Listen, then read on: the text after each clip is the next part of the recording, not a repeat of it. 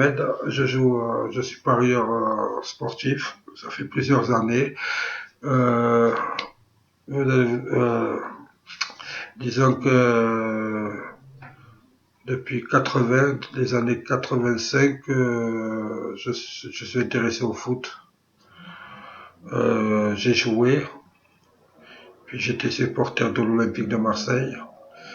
Ensuite, bien sûr, on a fait les Coupes d'Europe en 93, etc.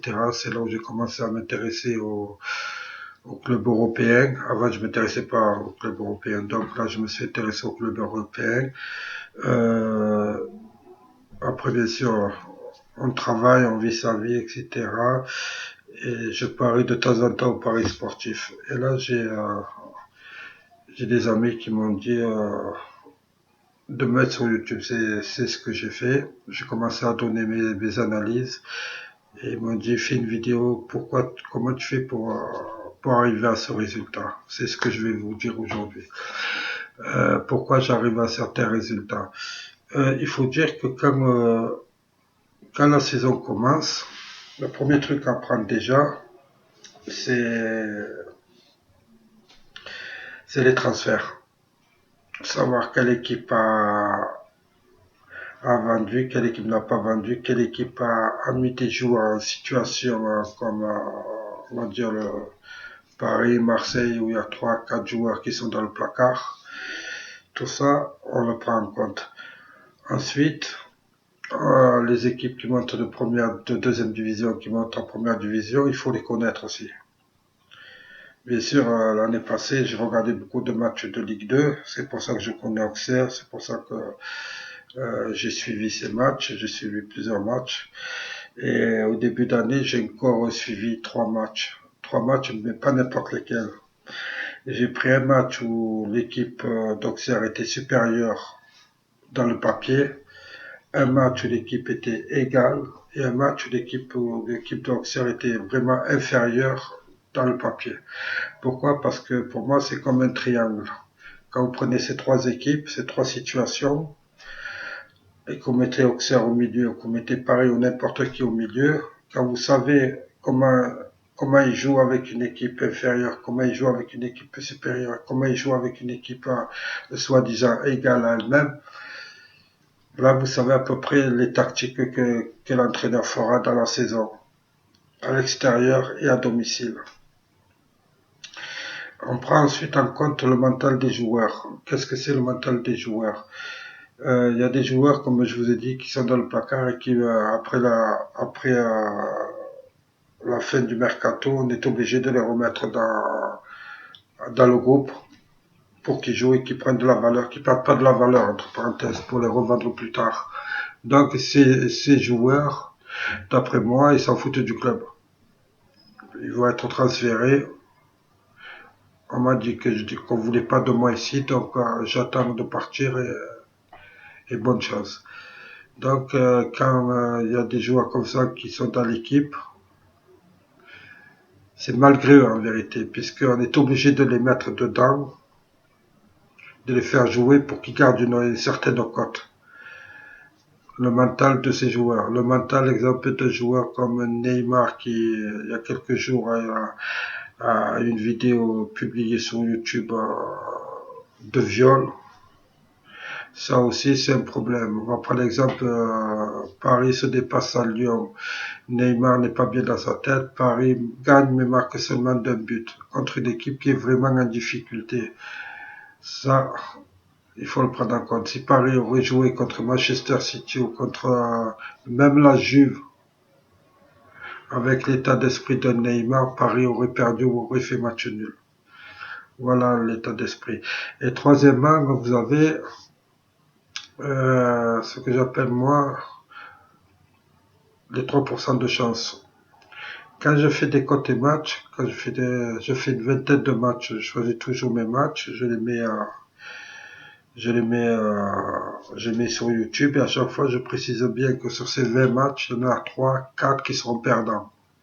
J'arrive toujours moi à un total de 14, 15, 16 matchs gagnés sur 20. Voilà.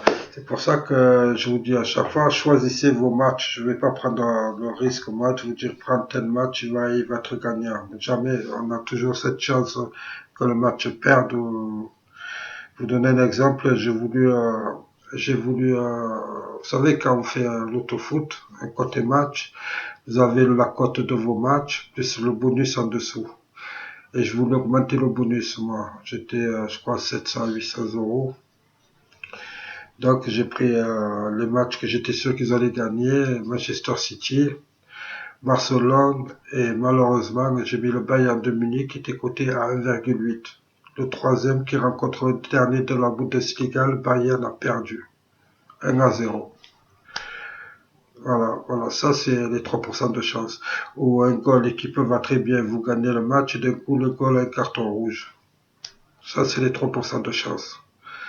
Et quand on parle d'algorithmes, je vous dis, moi, les algorithmes, les mathématiques, il faut pas les mettre dans le sport. Pourquoi? Vous pouvez le mettre, hein, oui, dans le PMU, par exemple. Le PMU, vous prenez un cheval, vous voyez sa carrière, vous voyez s'il a monté ou s'il a descendu. Ça, vous pouvez le mettre. Ou un sportif individuel, mais pas dans un sport d'équipe. Sport d'équipe, il y a plusieurs facteurs qui n'entrent pas. Vous pouvez pas les mettre en mathématiques. Comme je vous ai dit, là, il y a le mental, problème de femme, problème de banque, problème, je dois changer mon conseiller, ou j'ai des vidéos qui doivent pas être sur YouTube, des conneries comme ça. Tout ça, ça pèse pour un joueur.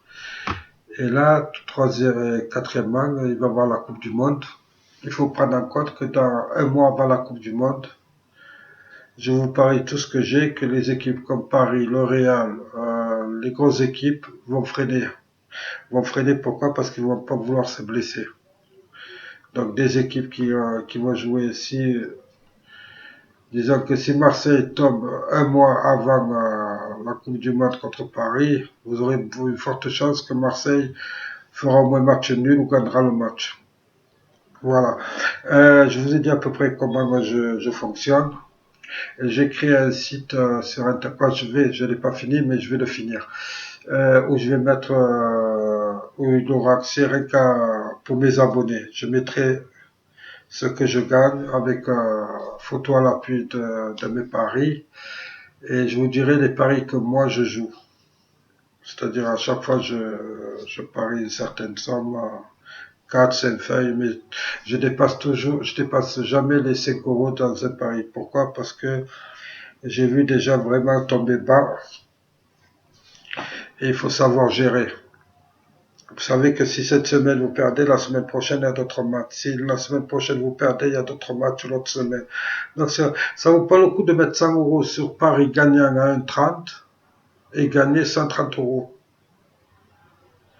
Mieux vous mettre 5 euros sur 4-5 paris où vous gagnerez 500, 600, 700 euros que 130 euros pour vous risquez de perdre les 100 euros. Non, c'est illogique pour moi. Pour les paris, qu'est-ce que je voulais dire? Je suis bloqué. Parce que j'ai fait un direct, je voulais vous parler à cœur ouvert, quoi. Comme ça, vous sachez qui je suis et que vous ayez un peu confiance, quoi que la confiance soit individuelle.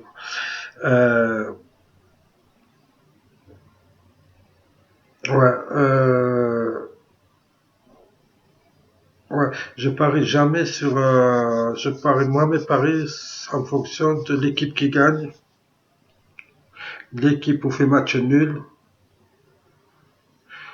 ou les buteurs. Jamais je vais parier sur une cote comme font les autres équipes, comme font les autres youtubeurs. Ils vous mettent plusieurs paris. Et vous, si vous rendez compte, vous verrez que des paris à 1,20, 1,18, 1,30, il vous faudra pour 2 euros, 1 euro, pour 1 euro pour arriver à 100 euros, il vous faudra environ une quinzaine de matchs. C'est trop. Là, vous êtes sûr de perdre le pari. Alors que si vous mettez 5 euros sur 4, 5, 6 matchs, et que vous mettez, moi, les cotes que je choisis, c'est à partir de 1,5, 1,70. 1,70 à 2,80. Voilà la base de mes cotes. Si je peux mettre une cote à 4, c'est que je suis à 80% sûr que l'équipe va gagner.